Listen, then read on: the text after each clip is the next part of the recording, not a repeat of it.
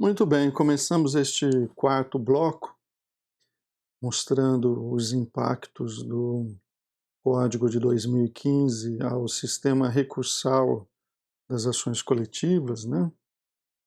E eu chamava a sua atenção no bloco anterior para o fato de que o Código de 2015 sistematizou o processo para um ordenamento jurídico que reconhece a existência de julgados que têm efeito vinculante. Por força disso, há uma relação do artigo 927 do Código, que é um artigo central do sistema de precedentes, com vários institutos do processo, inclusive institutos do processo coletivo, né? Há uma relação do sistema de precedentes, por exemplo, com o instituto da remessa necessária. Ocorre remessa necessária também no âmbito do processo coletivo, conforme vimos no bloco anterior.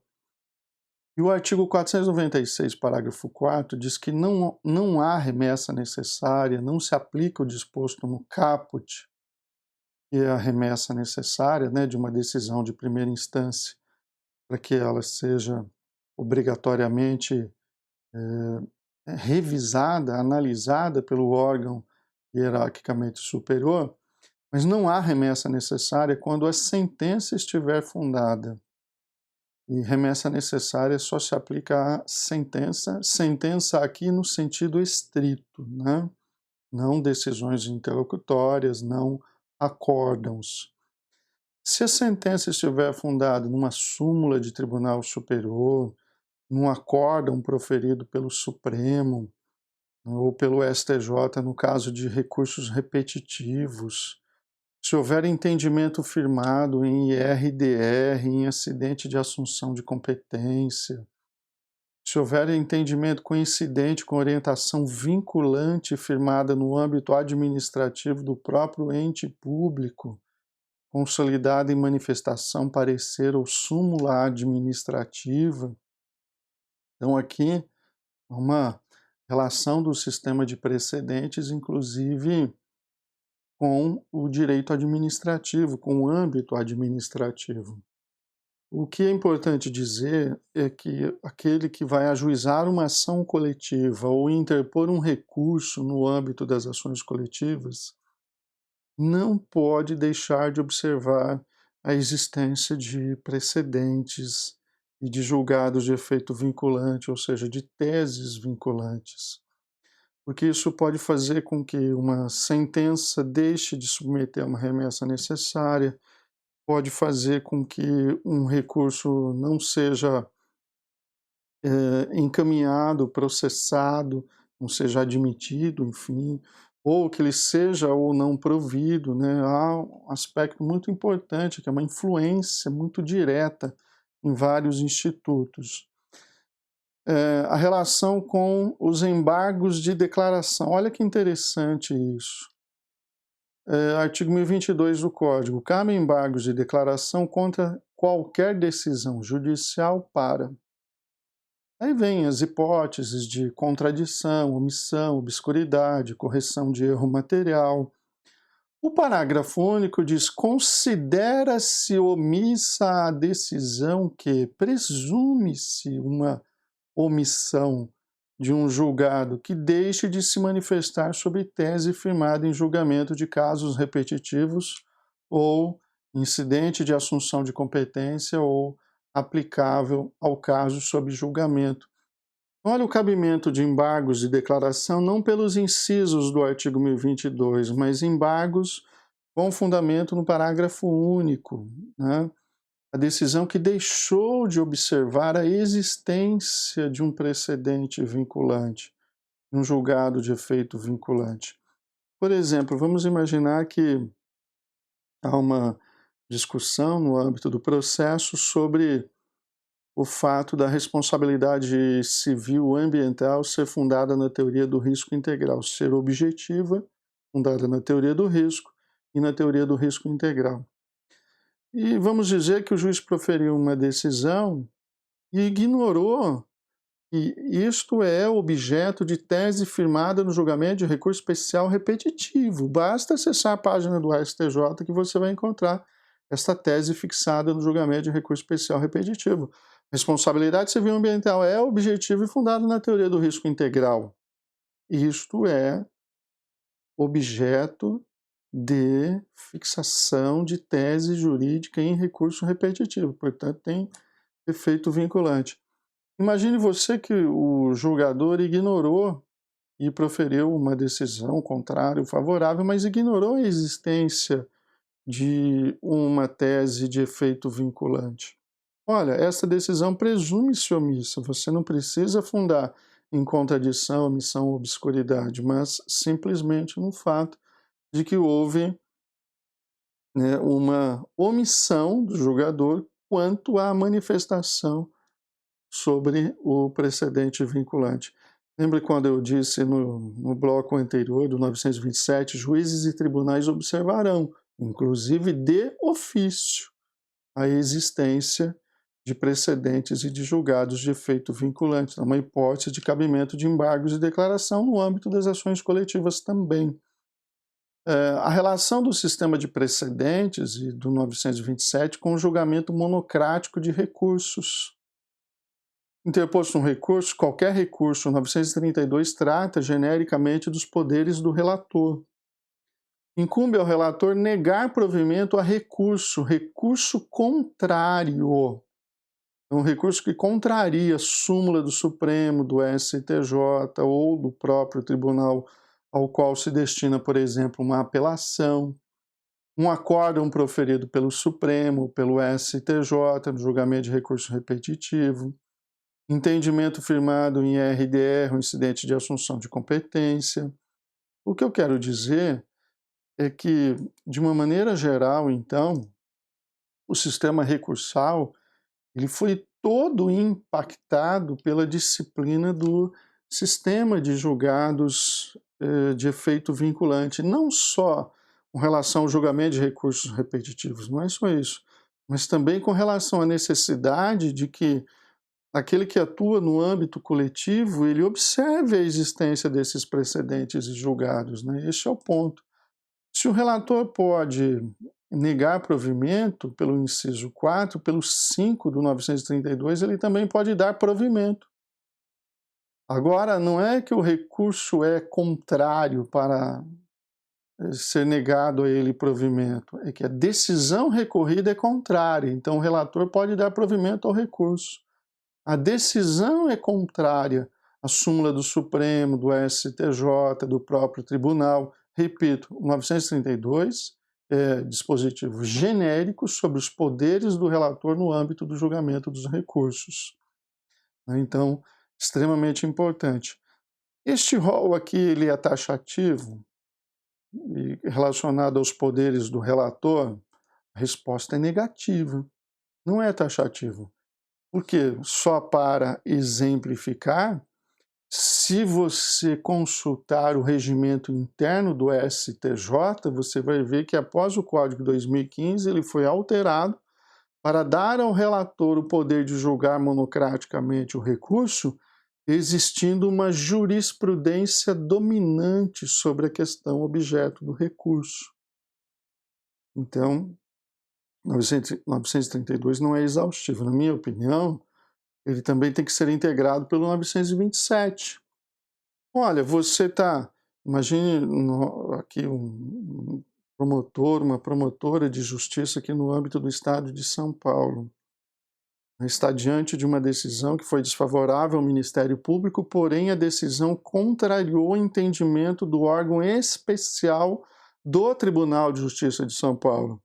A ação civil pública de improbidade, por exemplo, discute a questão da contratação de servidor sem prévio concurso público e há entendimento fixado pelo órgão especial sobre a questão, ao julgar inconstitucional uma lei municipal, por exemplo. Olha, o recurso fundado neste precedente do 927, inciso 5, no meu modo de ver, é suficiente para que seja dado ou negado provimento aos recursos de forma monocrática, além dos outros efeitos que nós mencionamos já aqui no decorrer da exposição.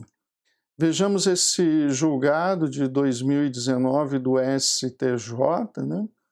Nos termos do 932.3 e 4 do Código de Processo de 2015, combinados com o 34 do Regimento Interno, aquilo que eu falava para vocês sobre o Regimento Interno, artigo 34, inciso 18, alíneas A e B, o relator está autorizado, por meio de decisão monocrática, a negar provimento a recurso ou pedido contrário à tese fixada em julgamento de recurso repetitivo, de repercussão geral, a entendimento firmado no incidente de assunção, súmula do Supremo desta Corte, e aqui uma novidade do regimento interno, a jurisprudência dominante.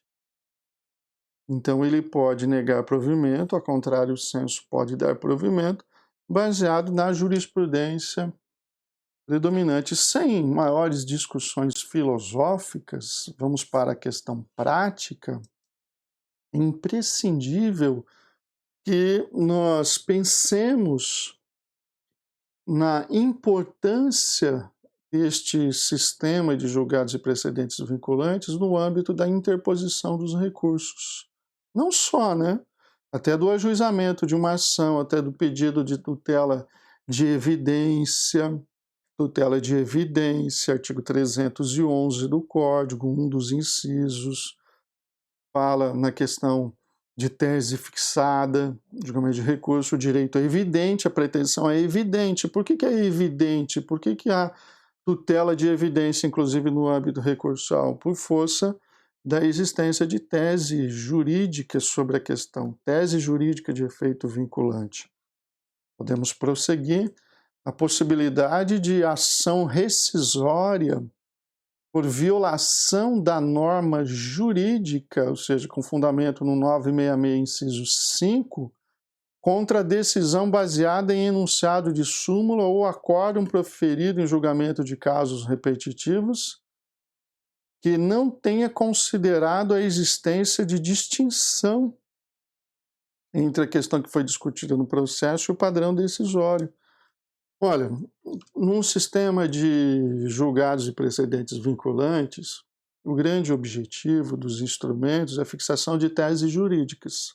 Porém, teses jurídicas que não podem ser dissociadas do seu contexto fático, para permitir a técnica da distinção, distinguish, para permitir a técnica da superação. O contexto fático de uma tese jurídica é extremamente importante. Então, é possível uma ação rescisória por violação da norma jurídica porque a decisão proferida pelo juiz não fez a necessária distinção, o distinguish, técnica da distinção. Eu não estou me aprofundando aqui nestes instrumentos porque acredito foram objeto de outras aulas, né? Então eu estou tentando mostrar a aplicação no processo coletivo, no sistema recursal e no sentido amplo também nas chamadas ações de impugnação autônoma, como é o caso da ação rescisória, por exemplo, né? O que significa dizer que uma decisão tem efeito vinculante e quais são, por exemplo, alguns impactos no âmbito do processo coletivo? O que é o efeito vinculante? Olha, vou chamar a sua atenção. Efeito vinculante é aquele efeito que vincula, efeito vinculante, vincula os órgãos do Poder Judiciário. Então, o efeito vinculante se aplica aos órgãos do Poder Judiciário e à administração pública, direta, indireta, fundacional, administração pública federal, estadual e municipal, em todos os âmbitos. Efeito vinculante tem várias consequências. Ele impacta não só o sistema recursal, impacta todo o processo. Porque torna obrigatória a sua observância pelo Poder Judiciário e pela administração pública. Então ele pode fundamentar um recurso, deve, mas como pode fundamentar uma recomendação, por exemplo. Uma recomendação expedida por um membro do Ministério Público, por um órgão de execução do Ministério Público. Isso é um ponto fundamental.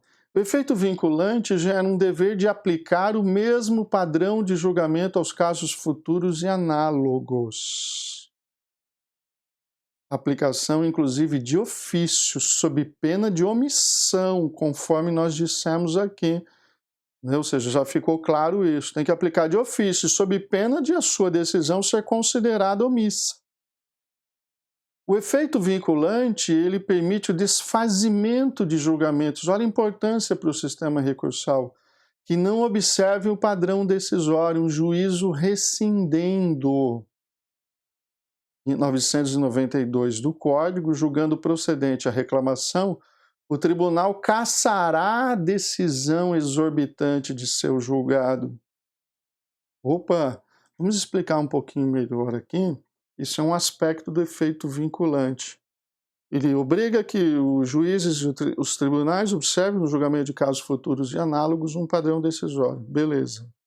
Mas ele autoriza também, em alguns casos, a interposição de recursos. Ok. Em outros, a interposição, independentemente do recurso, mas a interposição também de uma reclamação constitucional, no caso de decisão que desafia entendimento fixado no controle concentrado de constitucionalidade, reclamação não a constitucional, mas a do Código de Processo Civil, nas hipóteses que o Código autoriza por desafiar, por exemplo, o entendimento fixado em julgamento de recurso repetitivo, por exemplo.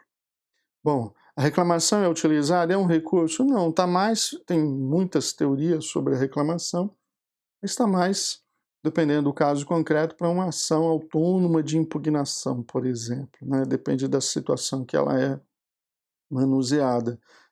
Então veja, uma decisão de um órgão de primeira instância,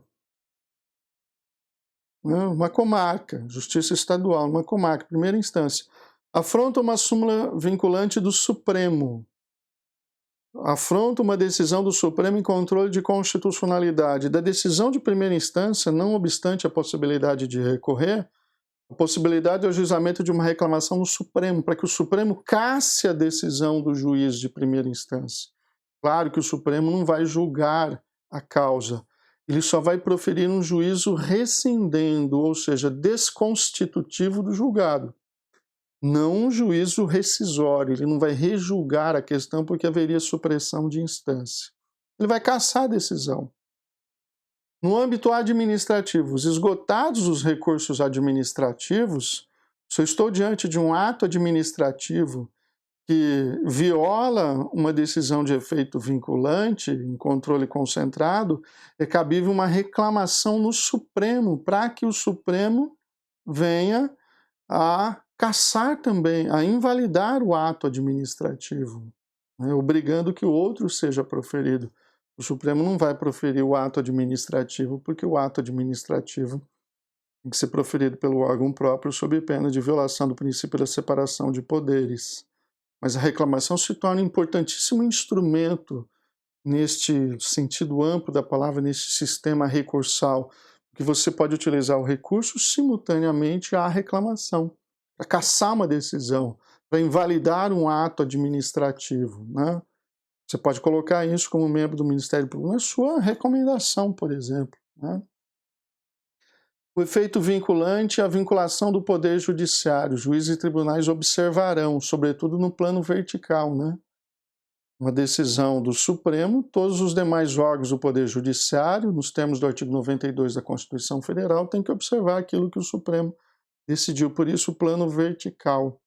A vinculação da administração pública, sobretudo no caso de súmula vinculante de decisões em controle concentrado de constitucionalidade, isto impacta, né, impacta muito o sistema de tutela coletiva, né, porque você pode, por exemplo, recomendar, sob pena de providências, né, você vai apontar quais são, não sob pena de sanções, mas apontando providências que você vai tomar para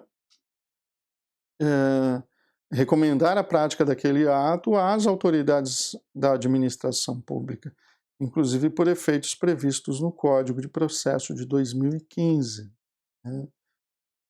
Olha só, IRDR, Incidente de Resolução de Demandas Repetitivas.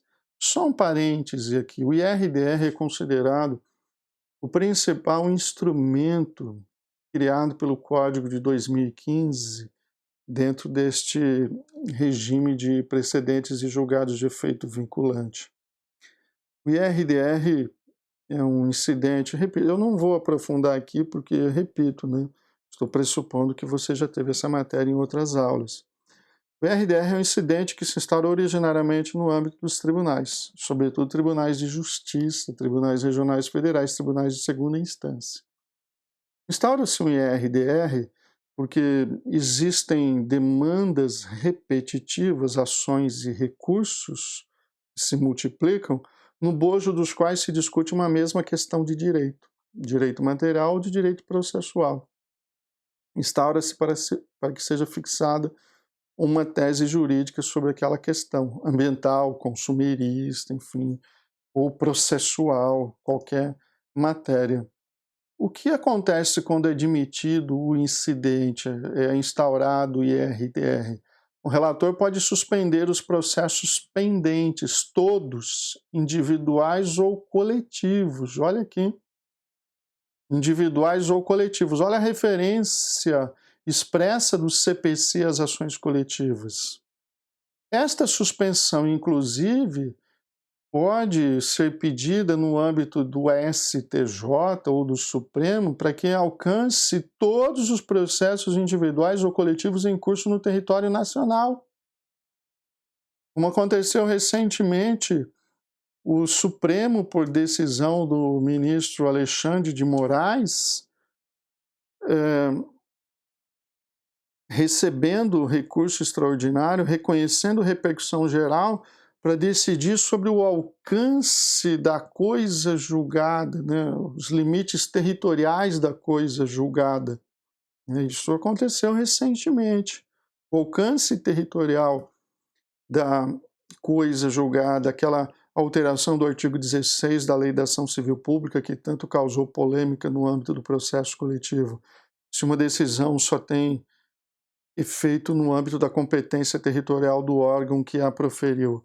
Isso foi reconhecido pelo Supremo, foi reconhecida a repercussão geral, por força de decisão do relator, ministro Alexandre de Moraes. Suspendeu todas as ações individuais e coletivas enquanto se define essa questão. Então, o impacto no sistema recursal. Julgado o IRDR, olha o efeito vinculante. O que é o efeito vinculante? A tese jurídica será aplicada. Isso é efeito vinculante, não é só o 927 que diz que juízes e tribunais observarão. O 985 diz a tese jurídica será aplicada. E será aplicada a todos os processos individuais ou coletivos. Aliás, só faço um registro. Só faço um registro aqui, um registro importante. A processos individuais e coletivos, é por isso que, não só por isso, mas porque se trata de um mecanismo para se identificar qual é a norma aplicável ao caso concreto, o Ministério Público tem uma atuação obrigatória no IRDR. Não importa a matéria que está sendo discutida. Estamos falando da questão da norma jurídica, né? Da norma jurídica que vai ser criada ou identificada por meio deste incidente. O Ministério Público intervém se ele não suscitou a instauração do próprio incidente. E a tese, olha o efeito vinculante, né? Ela se aplica a todos os processos individuais e coletivos, referência expressa. 985, parágrafo 1º. Não observada a tese no incidente, caberá reclamação. A reclamação do Código de Processo Civil, para garantir o efeito vinculante no caso de IRDR, né, conforme nós comentamos. Caberá reclamação da parte interessada ou do Ministério Público para As hipóteses, os incisos 1 e 2 não são novidades, estão na Constituição Federal de maneira genérica. Preservar a competência do tribunal, garantir a autoridade das decisões do tribunal. Mas também para garantir a observância de enunciado de súmula vinculante, decisão do Supremo em controle concentrado de constitucionalidade, 103A. Agora a novidade do Código 988, inciso 4. Cabe reclamação para garantir a observância de acórdão proferido em julgamento de RDR ou de IAC, incidente de assunção de competência. E sabe o que quer dizer o efeito vinculante? Compreende a aplicação que tem que ser devida, e, portanto, a violação pode ser de uma aplicação indevida da tese, a não aplicação da tese aos casos a que ela corresponde. Então, quando se regulamenta a reclamação, isso se dá tanto por ação quanto por omissão, por aplicar indevidamente quanto por deixar de aplicar a tese. Veja a questão da omissão das decisões judiciais aqui, né? As decisões judiciais não podem se furtar ao conhecimento da existência de precedentes e julgados de efeito vinculante. Ok? Cabe reclamação. A reclamação pode ser proposta perante qualquer tribunal, né? Seu julgamento compete à reclamação do Código de Processo Civil. Deve ser instruída, assim que recebida será autuada e distribuída ao relator do processo principal. Julgando procedente a reclamação, o tribunal cassará a decisão exorbitante de seu julgado ou determinará a medida adequada à solução da controvérsia. Se o tribunal, por exemplo, tem competência, né, naquele caso, já tem um recurso, a competência dele, não vou falar em supressão de instância, porque é uma reclamação que pode ser cabível no Tribunal de Justiça de São Paulo. E aqui uma novidade que é objeto de ADIM, né, objeto de controle de constitucionalidade. No caso do IR-DR, se ele tiver por objeto a questão relativa à prestação de serviço, veja, olha o artigo 129 da Constituição Federal. Olha as normas do CNMP, Conselho Nacional do Ministério Público, as normas dos Ministérios Públicos Estaduais determinando a intervenção, a atuação do Ministério Público no caso de controle da prestação de serviço público, né? O resultado do julgamento do IR-DR será comunicado ao órgão, ao ente ou à agência reguladora competente para fiscalização da efetiva aplicação por parte dos entes sujeitos à regulação da tese adotada. Isso é o aspecto da vinculação da administração pública. Aqui eu chamo a atenção dos colegas de Ministério Público, né?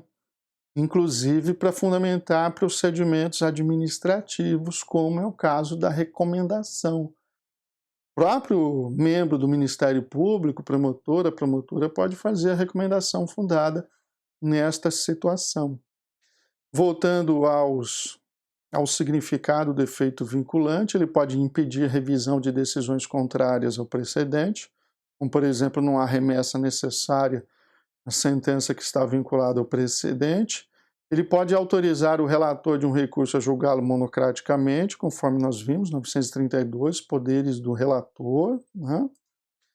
Olha, é muito impactante o sistema de precedentes e julgados de efeito vinculante, né? Ou seja, é muito impactante, não só no sistema recursal. Mais algumas observações. O sistema de precedentes e julgados vinculantes, ele pode retirar a eficácia executiva de uma decisão que não transitou em julgado. Nós não vimos que, no âmbito do processo coletivo, em regra, as decisões são passíveis de execução imediata?